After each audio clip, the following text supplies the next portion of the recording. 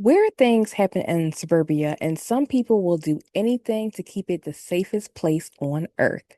And that's a loose description of the new Peacock Original The Burbs, a scripted whodunit comedy starring Keke Palmer and Jack Whitehall. The pair play married couple Samira and Rob Fisher, who moved back to Rob's childhood home in a pristine cul-de-sac in the small town of Hinkley Hills. Samira, being on maternity leave, allows her to snoop on her neighbors from the vantage point of her window. But when the mysterious abandoned Victorian across the street gets sold, Samira and a few of her other nosy neighbors begin to uncover the dark secrets the house and the neighborhood holds. I wanted to like this show because I'm a sucker for a whodunit, but something was off. So let's get into the good, the bad, and the boring of The Burbs.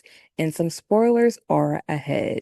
The Burbs is a series adaptation of the 1989 film of the same name, which starred Tom Hanks and followed an overstressed suburbanite and his neighbors who are convinced that the new family on the block is part of a murderous satanic cult.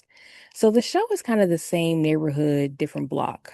I watched the show first and was vaguely familiar of the movie, just like knowing who was in it. And then I watched the movie afterwards, and there are some nice Easter eggs in the series, like actor cameos from the film, some of the same jokes and lines, and even similar scenes. But I found the movie to be just as boring as the show, so I'm giving the show some grace given the source material it was working from. The mystery just wasn't interesting enough in the show, and the episodes seemed to drag. But like the film, the Burbs series has a saving grace with the ensemble cast. Julia Duffy, Paula Pell, and Mark Proshik, I think is how you say his name, as Lynn, Dana, and Todd, Samira and Rob's neighbors who become Samira's close friends, really brought many of the funny moments and line deliveries on the series, especially when paired with Keke and they were all in scenes together. And now that we are on the subject of Keke, I want to preface this with saying that I love Keke Palmer. She's my Virgo queen, and for the most part, I enjoy her acting. But I hate when she does this caricature version of herself in roles because it's not translating for me. I'm seeing too much Keke and not enough Samira, and that was annoying for me. But she still was able to give me a few laughs out of this character.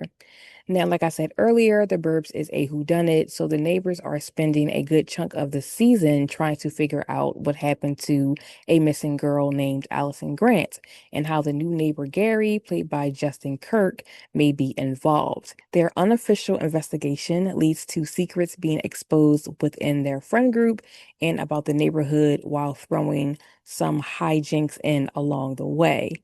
The show ended on a cliffhanger with a friend of Samira and Rob being kidnapped, setting up for a season two.